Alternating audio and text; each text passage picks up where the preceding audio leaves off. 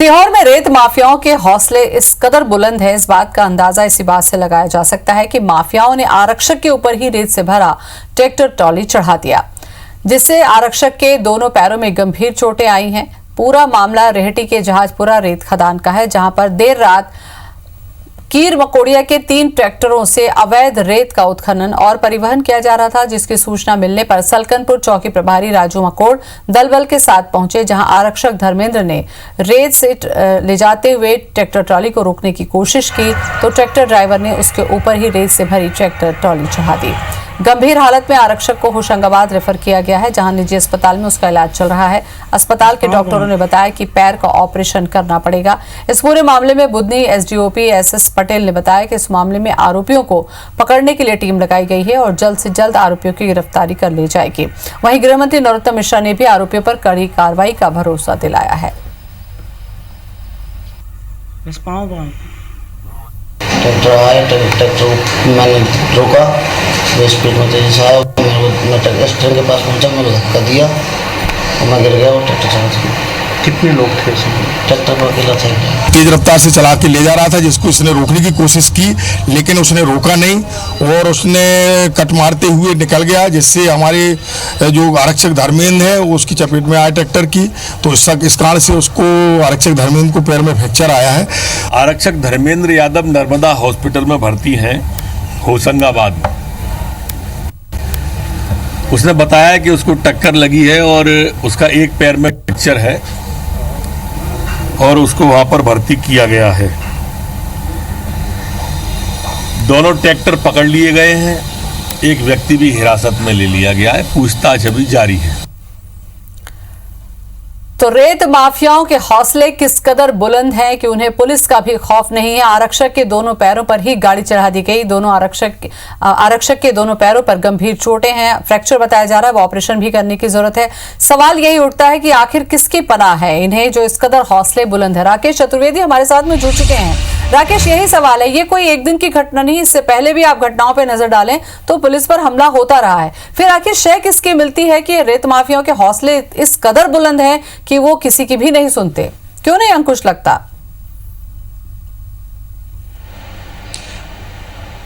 देखिए, बिल्कुल दरअसल इस तरह के राजधानी भोपाल के से सटे हुए जो इलाके हैं वहाँ पर इस तरह की घटनाएं नहीं हुई, और ख़ास तौर पर जो रेत माफियाओं के हौसले बुलंद माने जाते थे वो माने जाते थे कि चंबल इलाके में सबसे अधिक जो रेत माफिया हैं वो इस तरह की हरकत करते हैं। लेकिन भोपाल से सटा हुआ जिला है होशंगाबाद, वहाँ पर ये 4 दिन के अंदर इस तरह की दूसरी घटना हुई है। और इस घटना की बात करें तो साफ तौर पर जिस तरह से अवैध रूप से रेत का उत्खनन चल रहा है, पुलिस जब मौके पर पहुँचती है तो चंबल की ही तर्ज पर जो ट्रैक्टर जो ट्राली है वो आरक्षक के ऊपर चढ़ा दी जाती है। और हम 3 दिन पहले इसी जो है इलाके की बात करें तो वहां पर जो अवैध उत्खनन था उसमें 2 आपसी गुटों के बीच संघर्ष हुआ था, जिसमें पुलिस फायरिंग भी हुई थी। और चूंकि थाने पर कम बल तैनात था, ऐसे में वहां से पुलिसकर्मियों को भी डर के कारण जाना पड़ा था। यानी कह सकते हैं 4 दिन के अंदर एक ही इलाके में दूसरी घटना, और राजधानी भोपाल से जुड़ा हुआ ये जिला। तो अब जो चंबल की जो तर्ज पर रेत माफिया यहां भी सक्रिय हो गए, इसी तरह की घटनाओं को अंजाम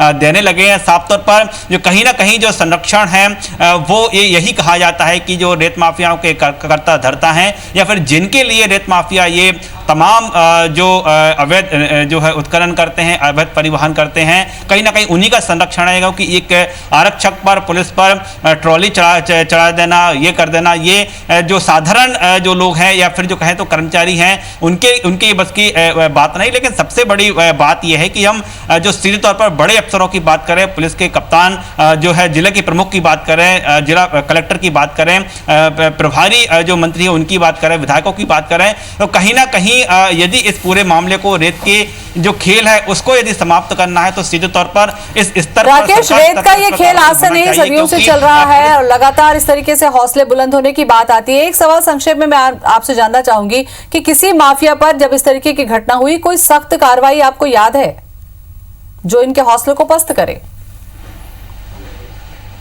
देखिए, साफ तौर पर देखिए बिल्कुल जो हम पूरे घटनाओं की बात करें तो हम चंबल इलाके पर जाएंगे। वहां पर आईपीएस पर जो है ट्रैक्टर ट्रॉली चढ़ा दी गई थी। वहां पर तहसीलदार एसडीएम पर इस तरह की आए दिन घटनाएं होते हैं, लेकिन कार्रवाई की बात करें, हाँ, जब इस तरह की कोई घटना सामने आती है तो प्रशासन मुस्तैद होता है, 2-4-10 गाड़ियों को पकड़ता है, उसके बाद गाड़ियां छूट दी जाती हैं और फिर महीने 2 महीने बाद वो सिलसिला फिर शुरू हो जाता है। यानी कह सकते हैं कि अब तक की कोई ठोस कार्रवाई, कोई बड़ी कार्रवाई, कोई वहां पर जो खदान है, संबंधित खदान है या फिर जो नदी है वहां पर जो लगातार परिवहन हो रहा है, उसको लेकर कोई ऐसी बड़ी जो है कार्रवाई अभी तक मध्य प्रदेश सरकार की ओर से नहीं की गई। और अब दरकार इस बात की है कि जो तमाम रेत उत्खनन है वहां पर कड़ी कार्रवाई की जाए, जो गाड़ियां पकड़ी जा रही हैं, कड़ी कार्रवाई करने की मांग लगातार होती है और इस तरीके से नुकसान भी होता है। लेकिन सवाल यही उठता है कि जब तक शह ना मिली हो तो इस तरीके का काम होता कैसे होगा? अपने आप में ये बहुत बड़ा सवाल है। बहुत बहुत शुक्रिया आपका राकेश तमाम जानकारी के लिए।